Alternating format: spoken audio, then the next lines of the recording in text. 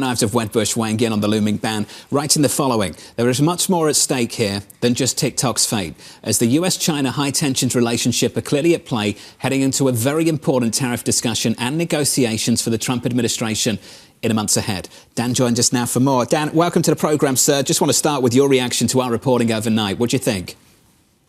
I think it makes a lot of sense. I mean, ultimately, it comes down to this 19th that's coming around in terms of January 19th. The Supreme Court ultimately upholds that ban. Behind the scenes, Trump administration working to sort of look at fixes. And I think when you look where Musk is in terms of just how close to Trump, and also trusted within China, this looks like what could be a strategic road for ByteDance, that they'd sell this without the algorithm. So what does this mean about either national security or potential tit for tat? What's being used, a sort of conflation of public and private in a new way that, frankly, the business community has to reckon with?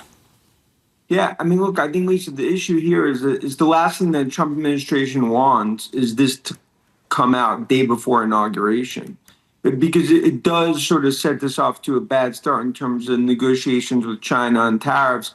That's why I think they're looking for ways, instead of just basically telling the DOJ not to enforce these actions when it comes to Google, Apple, and others. It would be a lot easier if the Supreme Court ultimately upholds the ban, that Musk, just given the ownership of X, given obviously the strong understanding of China and the relationship, within Beijing, this could be a first step. But it's going to be something we've talked about on the program. This strong alliance, the bromance between Trump and Musk, is going to have a lot of sort of twists and turns. This could be the first start. It raises a lot of questions here also about antitrust and what's acceptable among social media tie-ups and what's not. Is this just a matter of who gets closest to Donald Trump is sort of okay to be able to make these types of tie-ups, and those who are not are basically on the outside and won't have access to any potential acquisitions? Yeah, and look, you're seeing that there's sort of red carpet in Mar-a-Lago, right, from Zuckerberg to others. And I also think the important thing is Khan's done at the FTC.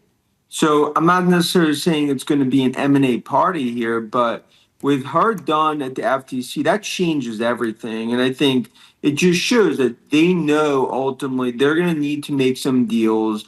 Everyone's trying to jockey for position. But when it comes to TikTok, I mean, this would be a golden asset. It would be sold without the algorithm. If it was sold without the algorithm and the hands are forced, 40 to 50 billion would be the price tag. Musk would probably get outside money. You talk about Thiel, where's Larry Ellison involved? Obviously a close friend of Musk, and obviously the relationship with Oracle. There's a lot of areas that this could take. Dan, though, if TikTok is a national security concern, and we've heard that even from incoming officials that are going to be surrounding President Trump, like Congressman Mike Waltz, like soon-to-be Secretary of State Marco Rubio, then why would they bless a deal that the Chinese Communist Party is basically hand-picking? Yeah, look, I mean, that's going to be some of the questions. The one thing I would say is, Trump, who obviously was for the ban, against the ban here, if it was under what you say, like an Oracle database and under some sort of, Musk ownership with oversight, it would have to be blessed, obviously within DC and the Beltway. But look, this is tricky. It's all a game of high stakes poker, but it all starts with TikTok. Supreme Court upholds that ban. They're going to look for ways behind the scenes. And I think that's why, Trump looks right to the right of him. It's Musk. And this could be a potentially viable option, even if it's a partnership. Dan, we also see a number of TikTok users already going to some similar social media apps like TikTok. What's in it for Elon Musk to buy it, especially if the algorithm is not included? Well, for Musk, if he got TikTok, it would be a game changer. The value of X would probably double off just off the start. So I think Musk recognizes this is something that would be just a rare, unique opportunity to get not just 170 million in terms of consumers, but what that could ultimately do from a content perspective if their hands forced in terms of ByteDance. And it comes down to, that's why they're going to say what they're going to say publicly. Behind the scenes, I think it's a totally different situation in terms of where this is all playing out. Dan, can they afford it? Well, they could afford it when they get outside investments. I mean, Musk would not do this solely, and that's why there'll be some consortium that would have to be approved. If we kind of took this step forward, that would have to be approved by DC, I think those that need to sort of check the box on a deal like this. And that's where when you look at Thiel, Ellison, others within that circle of Musk, clearly could be involved. Where do you think it would leave Meta?